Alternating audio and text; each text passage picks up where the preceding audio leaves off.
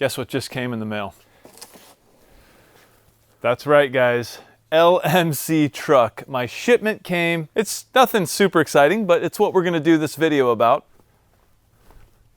All right, so obviously you guys know that I've been chasing a leak down in the interior of the passenger side of this 95 Suburban. The whole carpet on this passenger side was wet, and it was wet down in the channel here. And for a while, I couldn't figure this out until I took the door panel off. Then I had my wife spray the whole outside of the car with the hose while I sat inside here. And lo and behold, I started to hear a drip on the back of this speaker here. And for some reason, instead of coming out the weep holes, which are right down here, the water was coming out these holes right here. And since these holes are much higher and in a different position than the ones way down here, as the water leaked out, it would get into this channel here and eventually overflow, soaking all of my carpet. That's the theory anyway. So then I had to figure out just why this was happening. First of all, why was so much water getting down inside the door? Could it perhaps be this original weather stripping on the outside here? While I was messing with all this, I did notice this weak spot here, which now is a crack. But I think the water is getting down here somewhere. It's gotta be going right down here and just channeling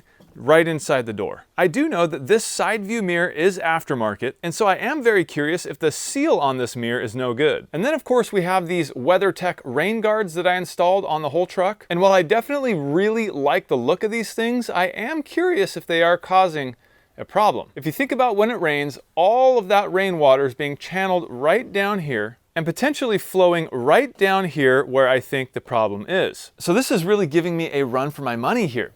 I really like these things. I love the way they look and the way they're supposed to perform and function. You know, when it's raining outside, I can crack my windows and not get wet and still get some airflow in the truck, which is nice. But of course, the truck wasn't designed to use these. So is this creating a problem? Is this channeling all of that rainwater down into one area, really where it shouldn't be? I don't know. That's just theories that are flowing around in my head. So let me show you what we got.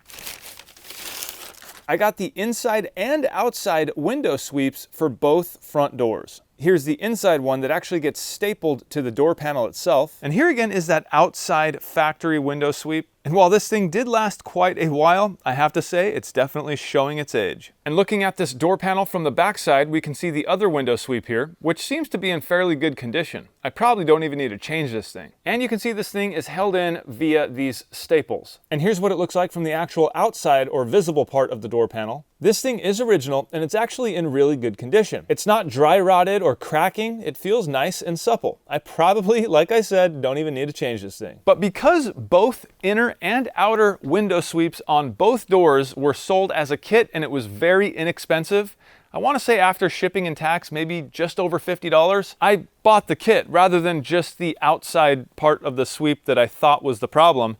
I just bought the whole kit. So I'm just gonna go ahead and change them all out. Why not? It'll be fun. I do have this staple gun here, which I think will work perfectly for attaching those inside sweeps. Let's see here. Oh yeah, that fits right in there. I don't know, I'm sitting here thinking about whether or not I want to get into trying to replace this, which basically includes trying to figure out a way to remove these current staples, and then of course hoping that this staple gun is strong enough to get through this material. I guess one way to find out is to go ahead and try to put a staple in here. So let's try it.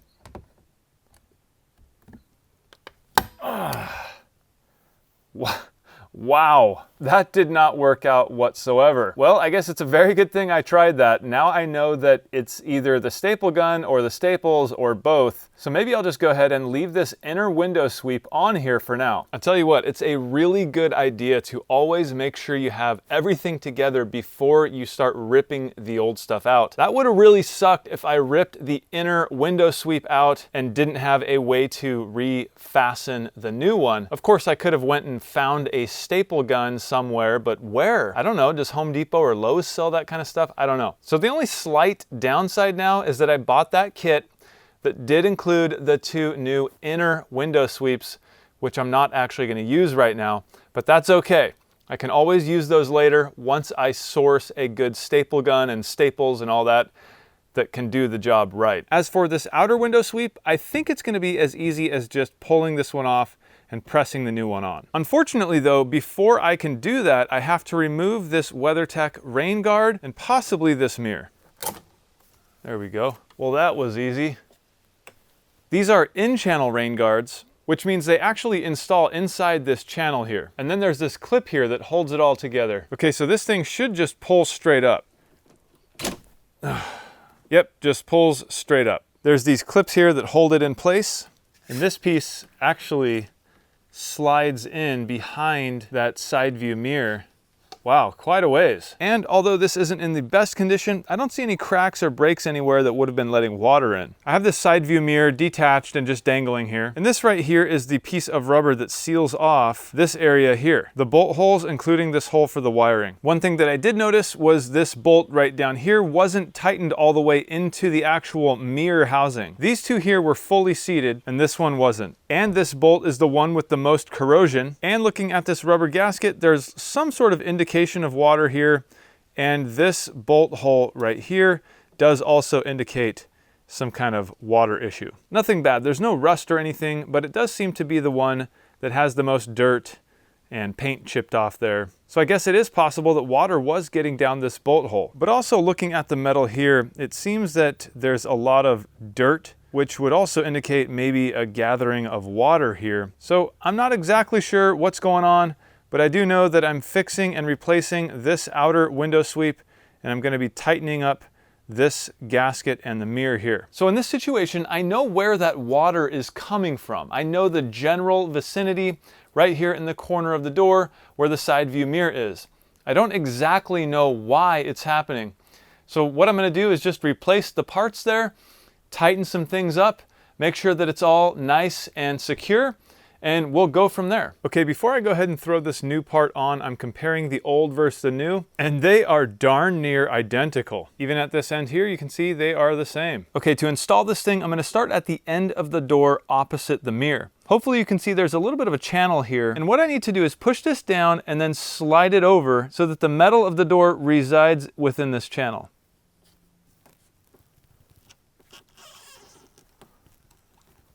Something like that. Now that I have it started, I can begin to slowly but surely press down the rest of the material. Well, while it may have only seemed like a few moments have just gone by, I've been hard at work. And what I've been doing is putting every single thing back into the interior of this truck. I'm talking all of the trim work, the seat, the center console, everything. And it took me quite a bit of time to do that because I make sure that everything is done absolutely right. I make sure every single clip is perfectly lined up and no screw or bolt is cross-threaded. I want to say it's been a few months since I've had this seat in. I've been driving around this whole time with no seat, with this trim all taken apart, with tools laying everywhere in here, with the seat belt out. Needless to say, it has not been fun driving like that. With all of this put back together, it's now time to roll this window up. And look how good this brand new trim looks. This looks like the way it would have come off the factory floor. The other thing I've been without for the past few months is this door panel. Not only did I not have this door panel on, this switch plate was gone, which means I had no control over the window, and I had no tweeter when listening to music. So let's go ahead and roll the window up for the first time.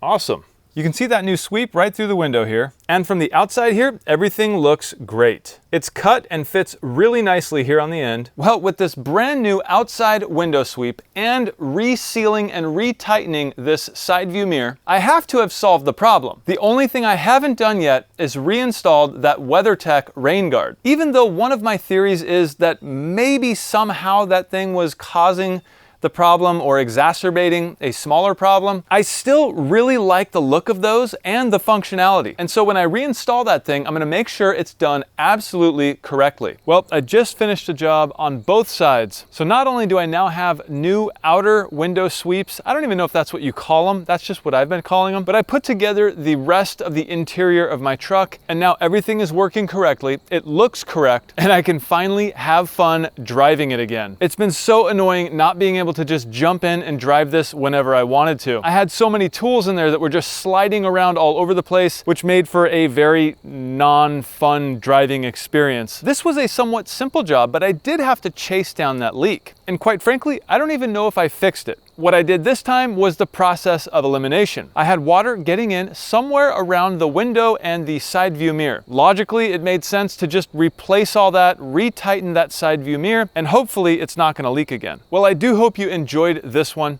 If you did, don't forget to hit that thumbs up. And also, if you're not a subscriber, consider subscribing. I've got plenty more coming up for this 95 GMC Suburban, so stay tuned. In the meantime, I'm Jimmy for One Road, and I will see you in the next one.